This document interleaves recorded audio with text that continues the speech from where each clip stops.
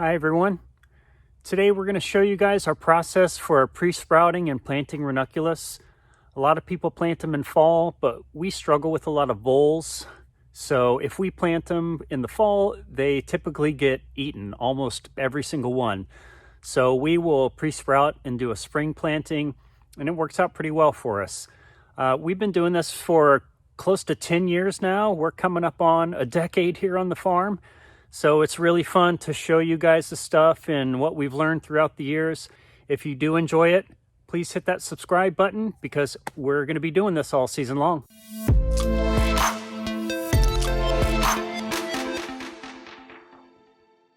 So this is the time of year when we start pre-soaking our ranunculus. And the reason to pre-soak them is because after they sit in the water for a little bit and get a little bit of air circulation, they start to plump up. Once they're plumped up, we're going to take these and actually plant them inside, get them started, and then Adam's going to take these little guys and plant them out in the greenhouse. So these are just an example of what they look like when they're dried. They're kind of emaciated and all shriveled up. After we soak them for about 6 hours or so, I'll pull them back out and show you. They're going to be completely plump and ready to be planted into the dirt. Adam and I are in Iowa. We're zone 5B. It's now the middle of January, and that's usually the time when we start doing ranunculus. So it'll take a couple weeks for them to start to green up. Once they green up, then we'll plant them out in the tunnel. But I would say we probably plant them out in the greenhouse about mid-February or so. It really depends on how cold it is, if it's warm enough out, if it's Chinook-y. We usually typically like to catch it on a warmer day. 30 degrees in the greenhouse is actually warmer than you would expect. So we'll wait for one of those warmer days and we'll go ahead and plant them outside. This is how they came actually from the distributor. They came in one of these nice little sacks.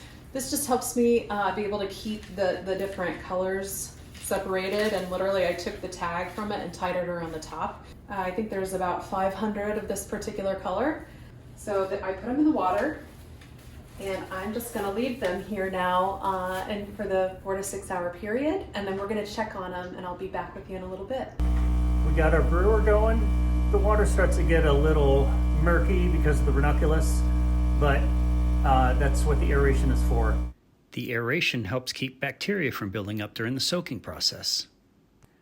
Now that they've been soaking for a while, you can see that they're nice and plump now. Now we're ready to put them in some soil for pre-sprouting. We just use crates that we get from our distributor and put about an inch or two of soil in the bottom and plant them right on top on the surface, just like you see here. They should be ready to plant here in a few weeks. Now it's time to go out and prep the greenhouse.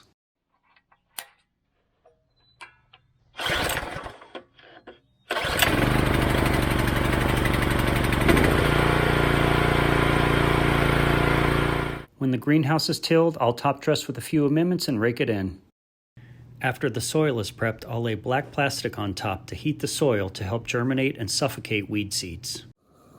After a few weeks, I'll remove the plastic, and as an added measure, I'll flame weed the soil.